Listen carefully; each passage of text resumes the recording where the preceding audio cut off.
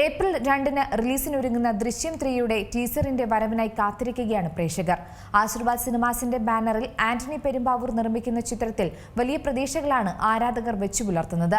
Jithu Joseph സംവിധാനം ചെയ്യുന്ന ചിത്രം ദൃശ്യം പരമ്പരയിലെ അവസാന ഭാഗമായിരിക്കുമെന്നാണ് റിപ്പോർട്ടുകൾ. മോഹൻലാൽ ചിത്രമായ ദൃശ്യം ഫ്രാഞ്ചൈസിയുടെ അവസാന ചിത്രത്തിന്റെ റിലീസിനായി കാത്തിരിക്കുകയാണ് ആരാധകർ.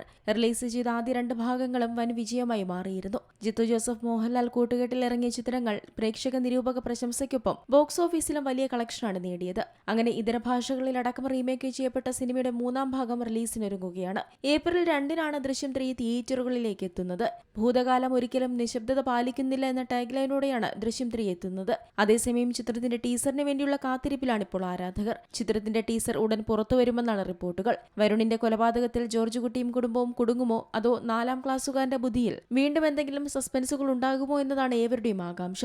അതേസമയം ചിത്രത്തിന്റെ തിയേറ്റർ അഗ്രിമെന്റുമായി ബന്ധപ്പെട്ട വാർത്തകൾ പുറത്തു വന്നിരുന്നു. ഒരു ദിവസം 4 ഷോകളാണ് ചിത്രത്തിന്റേതായി കേരളത്തിലെ തിയേറ്ററുകളിൽ നടക്കുക. ഒപ്പം മിനിമം 50 ദിവസം ദൃശ്യം 3 തിയേറ്ററിൽ ഓടണമെന്നും എഗ്രിമെന്റിൽ കുറിച്ചിട്ടുണ്ട്. അതേസമയം ഏറ്റവും അനുയോജ്യമായ റിലീസ് ഡേറ്റാണ് ദൃശ്യം 3-ക്കായി അണിയറ പ്രവർത്തകർ തിരഞ്ഞെടുത്തിരിക്കുന്നതെന്നാണ് ആരാധകരുടെ വാദം. ഏപ്രിൽ 2 പെസഹ വ്യാഴമാണ്. പിറ്റേന്ന് ദുഃഖവെള്ളിയും പിന്നീട് വരുന്ന 2 ദിവസങ്ങൾ ശനിയും ഞായറുമാണ്. അതുകൊണ്ട് തന്നെ ആദ്യ വീക്കെൻഡിൽ മികച്ച കളക്ഷൻ ചിത്രത്തിന് നേടാനാകുമെന്നാണ് പ്രവചനങ്ങൾ. ഈ വർഷം മലയാളികൾ കാത്തിരിക്കുന്ന ഏറ്റവും പ്രധാനപ്പെട്ട റിലീസാണ് ദൃശ്യം 3. ജിത്തു ജോസഫ് സംവിധാനം ചെയ്ത ആദ്യ 2 ഭാഗങ്ങളും സമ്മാനിച്ച വൻ വിജയവും ദൃശ്യമികവും തന്നെയാണ് അതിന് കാരണം. 2025 സെപ്റ്റംബർ 22-നായിരുന്നു ദൃശ്യം 3-യുടെ ചിത്രീകരണം ആരംഭിച്ചത്.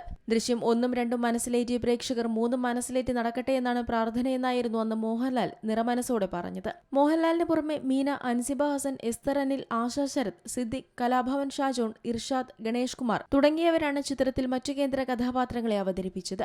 ആശീർവാദ് സിനിമാസിന്റെ ബാനറിൽ ആന്റണി പെരുമ്പാവൂരാണ് ചിത്രം നിർമ്മിച്ചിരിക്കുന്നത്. അതേസമയം ചിത്രത്തിന്റെ ഹിന്ദി പതിപ്പ് 2026 ഒക്ടോബർ 2-ന് റിലീസ് ചെയ്യുമെന്നും റിപ്പോർട്ടുകളുണ്ട്. Entertainment desk, Zee Malayalam news.